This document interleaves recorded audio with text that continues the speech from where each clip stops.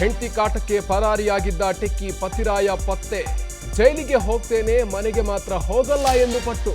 Police ಠಾಣೆಯಲ್ಲಿ ಕುಳಿತಿದ್ದ ವೇಳೆ ತಲೆ ಸುತ್ತಿ ಬಿದ್ದ ಪತ್ನಿ.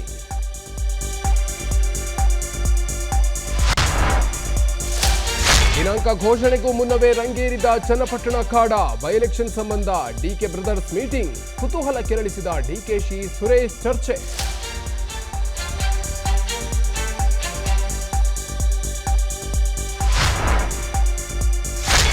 ಎರಡು ರಾಜ್ಯಗಳ ವಿಧಾನಸಭಾ ಚುನಾವಣೆಗೆ ಮುಹೂರ್ತ ನಿಗದಿ. ಜಮ್ಮು ಕಾಶ್ಮೀರ 3, ಹರಿಯಾಣದಲ್ಲಿ 1 ಹಂತದ ಮತದಾನ.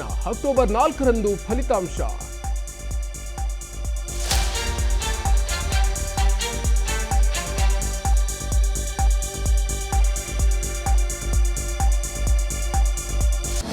ಅನುಕ್ಷಣದ ಸುದ್ದಿಗಳಿಗಾಗಿ ವಿಸ್ತಾರ ನ್ಯೂಸ್ ಯೂಟ್ಯೂಬ್ ಚಾನೆಲ್ ಸಬ್ಸ್ಕ್ರೈಬ್ ಮಾಡಿ.